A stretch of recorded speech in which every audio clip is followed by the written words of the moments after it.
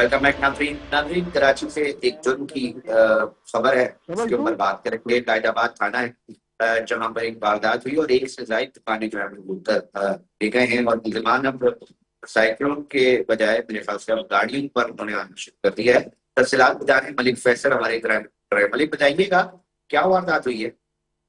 जी बिल्कुल अलियाजा भाई, कराची में लुटेरों और डाकुओं का जो है वो मुसलसल राज बरकरार रहने से आवाम जो है वो अब उनका जीना मुहाल हो चुका है। आज जब अगर बात करें कराची में बेशतर इलाकों समेत कायदाबाद के इलाके में भी एक वारदात जो है वो अंजाम पाई, जिसमें जो है कराची कायदाबाद थाने की हदूद में ये डकैती की वारदात जो है वो पेश आई, जिसमें जो है डाकुओं ने मुबैना तौर पर एक से ज्यादा दुकान का जो है सफाया करके जो है बआसानी फरार हो गए थे। जबकि अगर बात करें जो सीसीटीवी में मसूल में, उसमें देखा जा सकता है कि कार सवार चोरों ने जो है वो वारदात की और बआसानी वहां फरार होने में कामयाब रहे। लेकिन इन 5 मुलजमान को जो है ये इस सीसीटीवी में देखा जा सकता है कि दुकान का सफाया करते और जो है माल बटोरते साथ ही गाड़ी में डालकर और फरार हो गए। जबकि इन दोनों दूसरे दीगर जो 2 मुलजमान थे जिनके हाथों में असला भी देखा जा सकता है इस सीसीटीवी फुटेज में। जबकि एक मुलजिम लोहे की राड से पहले उसने दुकानों का ताला तोड़ा, जिसके बाद जो है वो अंदर दाखिल हुए।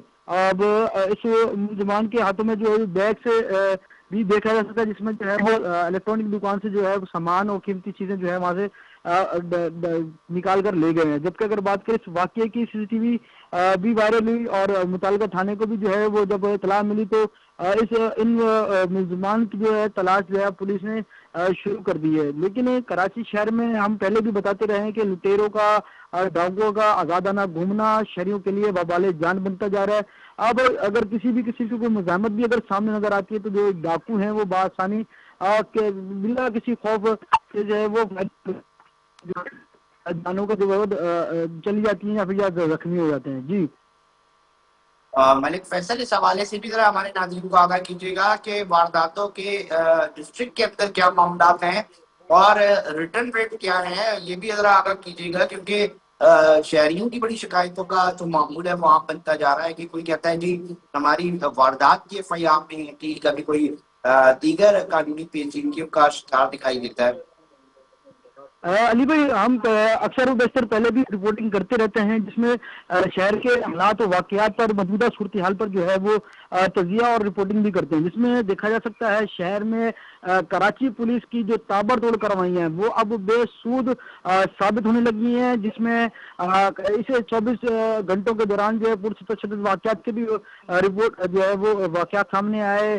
डाकुओं की जो है वो लूटने के साथ साथ जो शहरियों के सामने से मज़ाहमत भी की जा रही है। अब से कुछ देर कबल भी औरंगा टाउन में भी जो है 3 डाकुओं ने एक मैकेनिक की दुकान पर लूट मार की, जिसमें मैकेनिक ने अपनी जान पर खेलकर उनसे मुकाबला किया, जिसके बाद वो दुकानदार वो भी शदीद जख्मी हुआ और डाकू भी जो है वो आवाम के चढ़ गए, जिसमें से एक तो मौके पर ही हलाक हो गया और 2 जो है वो जख्मी हालत में जो है अस्पताल मुंतकिल किया गया।